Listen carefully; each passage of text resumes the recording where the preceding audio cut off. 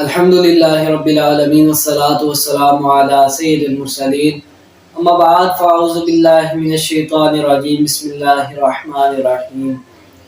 فرمان مصطفیٰ صلی اللہ تعالی علیہ وآلہ وسلم ہے، تم جہاں پر بھی ہو مجھ پر درود پاک پڑھو، تمہارا درود مجھ تک پہنچتا ہے۔ صلو علی الحبیب صلی اللہ تعالی علی محمد صلی اللہ علیہ وآلہ وسلم۔ آپ کو پتہ ہے کہ پچھلی ویڈیو میں وضو کا طریقہ بیان کیا گیا تھا وضاحت کے ساتھ، وہ ہمارا پارٹ 2 تھا۔ آج ہماری ویڈیو مکمل ہو جائے گی، پارٹ 3 ہے آج ہمارا اس ویڈیو کا، اور جس کا موضوع ہے غسل کا۔ میں نے غسل کے فرائض آپ کو بتا دیے تھے لیکن اس کی وضاحت نہیں کر سکا تھا، تو آج اس ویڈیو میں غسل کی وضاحت بھی کروں گا اور غسل کا مسنون طریقہ بھی آپ کو بتاؤں گا اور اس کے فضائل و برکات بھی انشاءاللہ بتاؤں گا۔ تو ویڈیو کو سکپ نہیں کرنا ہے، آخر تک دیکھتا ہے تاکہ آپ صحیح بات سیکھ سکیں۔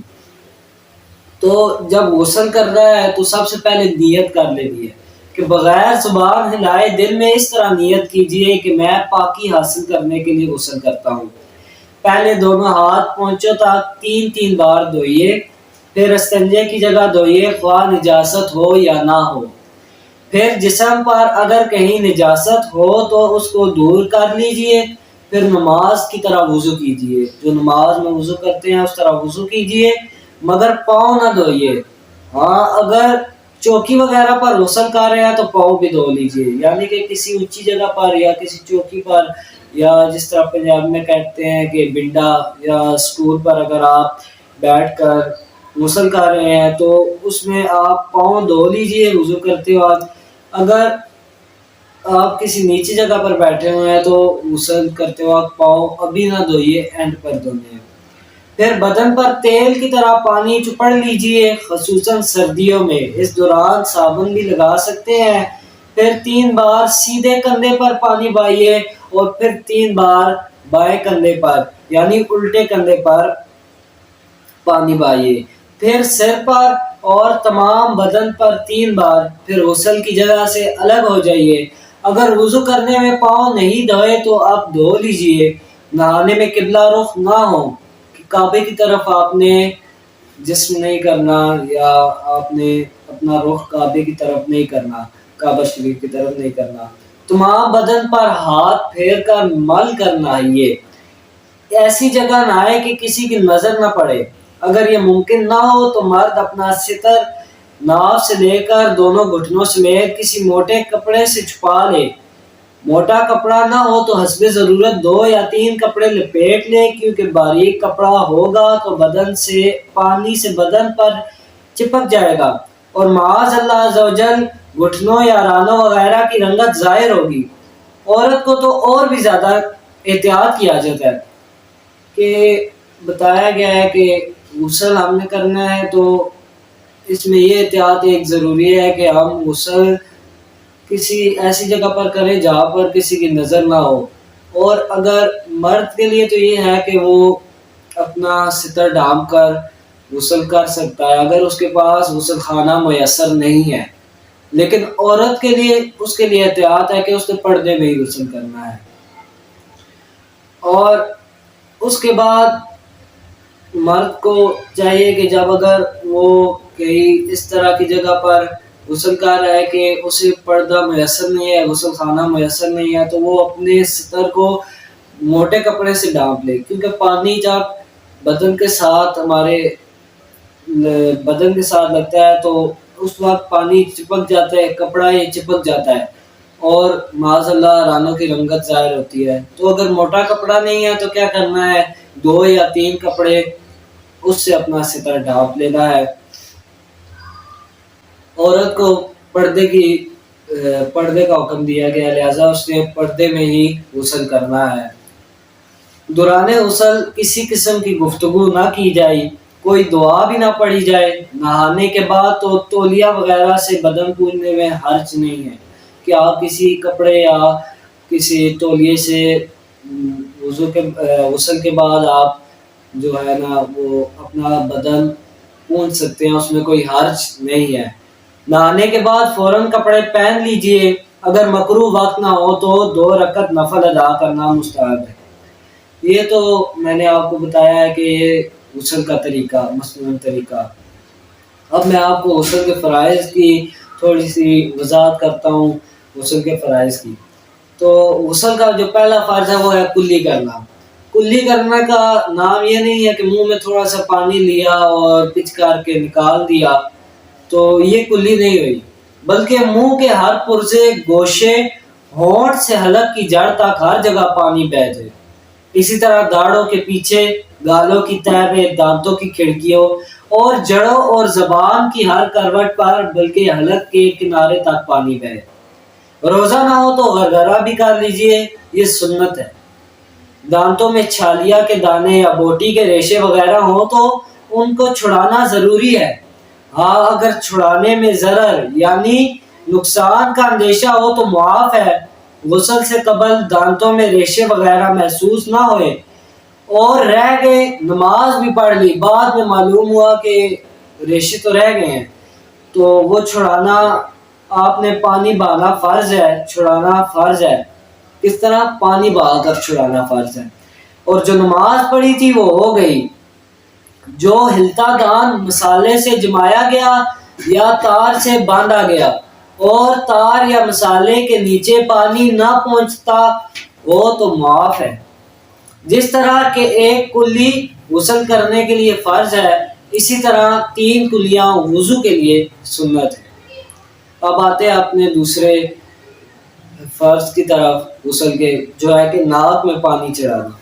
جلتی جلتی ناک کی نوک پر پانی لگا لینے سے کام نہیں چلے گا، بلکہ جہاں تک نرم جگہ ہے یعنی سخت ہڈی کے شروع تک دھلنا لازمی ہے، اور یہ یوں ہو سکے گا کہ پانی کو سونگھ کر اوپر کھینچیے۔ یہ خیال رکھیے کہ بال برابر بھی جگہ دھلنے سے نہ رہ جائے، ورنہ غسل نہ ہوگا۔ ناک کے اندر اگر ریڑھ سوکھ گئی ہے تو اس کا چھڑانا فرض ہے، نیز ناک کے بالوں کا دھلنا بھی فرض ہے۔ اب تیسرے فرض کی طرف آتے ہیں، جو ہے کہ تمام ظاہری بدن پر پانی بہانا۔ اس میں احتیاط کی بھی ضرورت ہے، تو وہ بھی میں انشاءاللہ آپ کو بتاتا ہوں۔ سر کے بالوں سے لے کر پاؤں کے تلووں تک جسم کے ہر پرزے اور ہر رونگٹے پر پانی بہہ جانا ضروری ہے۔ جسم کی بعض جگہ اگر ایسی ہے کہ احتیاط نہ کی اور وہ سوکھی رہ گئی تو غسل نہیں ہوگا۔ ہاں اگر آپ کو بعد میں یاد آ جاتا ہے کہ غسل میں یہ جگہ میری سوکھی رہ گئی ہے تو اسی حصے کو آپ دوبارہ دھو لیں۔ دوبارہ غسل کرنا فرض یا اس کی غسل کرنے کی حاجت نہیں ہے۔ تو امید کرتا ہوں کہ آپ کو انشاءاللہ یہ جو میں نے غسل کے فرائض بتائے ہیں تو یہ آپ کو انشاءاللہ اس کی صحیح وضاحت آپ کو پتہ چل گئی ہوگی۔ اور اب میں آپ کو غسل کی سنتوں کے بارے میں بتاتا ہوں کہ غسل کی سنتیں کیا ہیں۔ نیت کرنا، چونکہ میں نے آپ کو ویڈیو کے شروع میں بتایا ہے کہ غسل کرنے سے پہلے آپ نے نیت کرنی ہے، کیونکہ اعمال کا دار و مدار نیتوں پر ہے اور نیت کا ثواب ملتا ہے۔ تو نیت کرنا، اور دوسری جو سنت ہے نبی کریم صلی اللہ تعالیٰ علیہ وآلہ وسلم کی، کہ وہ اولاً ظاہری ناپاکی دور کرنا اور استنجا کرنا، پھر اس کے بعد وضو کرنا اور بدن کو ملنا، سارے بدن پر 3 بار پانی بہانا۔ اب میں آپ کو مکروہات غسل بتاتا ہوں۔ ویسے تو مکروہات غسل بہت زیادہ ہیں، لیکن میرے علم میں جو 2 ہیں وہ میں ابھی آپ کو عرض کر دیتا ہوں۔ کہ پانی بہت زیادہ گرانا اور اتنا کم پانی لینا کہ اچھی طرح غسل نہ ہو سکے، کیونکہ میں نے آپ کو وضو میں بھی بتایا تھا کہ اسراف نہیں کرنا۔ اسراف میں یہ آتا ہے کہ پانی کا اسراف یہ ہے کہ اس کو بے جا آپ نے ضائع کیا ہے۔ اب یہ جب آپ پانی کو ضائع کریں گے تو قیامت والے دن اس کا حساب ہوگا، قطرے قطرے کا حساب ہوگا۔ تو پانی اتنا زیادہ بھی آپ استعمال نہ کریں کہ آپ اس کے اسراف میں آ جائیں، اور اتنا کم بھی پانی نہ لیں کہ آپ کا غسل ہی نہ ہو سکے، یعنی کوئی جگہ آپ کی اس میں سوکھی بھی رہ جائے تو غسل ہوگا ہی نہیں۔ اب ہم آتے ہیں غسل کے کچھ برکات پر، اس کے غسل کے فوائد پر آتے ہیں، فضائل و برکات پر۔ تو شریعت نے جو طریقے مقرر کیے ہیں نا، یہ انسان کے لیے ایک آسانی پیدا کرنے کے لیے، کہ انسان دین کو جتنا آسانی سے سمجھ سکے، دین کو اتنا ہمارے لیے آسان کر دیا گیا ہے۔ اب جو غسل کرنے کا سب سے بڑا فائدہ ہے کہ آپ صاف ستھرے رہیں گے۔ آپ نے کہیں جانا ہو تو آپ 10 طرح کی قریبیں لگاتے ہیں کہ میں لوگوں سے اچھا لگوں، لیکن کیا ہے کہ آپ کا جو شریعت کے مطابق آپ کو غسل کا کہا گیا ہے، وضو کا کہا گیا ہے، تو وہ آپ نے نہیں کیا ہوا۔ اوپر سے تو آپ اتنے اچھے بن رہے ہیں، لیکن اندر سے آپ کا جو ہے وہ ایمان کے اوپر آپ نے عمل ہی نہیں کیا ہوا، غسل آپ کا نہیں ہوا۔ آپ پر غسل فرض ہے، یاد رہے اگر غسل کی کوئی فرض رہ گئی تو غسل آپ کا نہیں ہوا، وہ آپ پر دوبارہ کرنا فرض ہے، تو احتیاط کیا کریں۔ اور اس کا ایک اور فائدہ میں آپ کو بتا دوں کہ نہانے سے پورا جسم صاف ہو جاتا ہے، اور اس طرح صفائی کے باعث بیماریوں سے بھی کافی حد تک بچا جا سکتا ہے۔ وضو کرنے اور نہانے سے ظاہری صفائی بھی حاصل ہوتی ہے اور روحانی بھی۔ عبادت اور کام کرنے میں لطف آتا ہے، اور اس طرح عبادت بھی قبول ہوتی ہے اور کام کرنے کی صلاحیت بھی بڑھتی ہے۔ امید کرتا ہوں آج کی ویڈیو آپ کو اچھی لگی ہوگی، اور آپ نے اس ویڈیو سے انشاءاللہ آپ کے جو ذہن میں سوالات تھے وہ کافی حد تک آپ نے انشاءاللہ اس ویڈیو سے آپ نے ان کا جواب دے دیا ہوگا، آپ کو سمجھ آ گئی ہوگی۔ تو اگر اس کے باوجود بھی آپ کا کوئی سوال رہ جاتا ہے تو آپ کمنٹس میں پوچھ سکتے ہیں، انشاءاللہ میں آپ کو اس کا جواب دوں گا۔ تب تک کے لیے مجھے دے اجازت، اللہ حافظ۔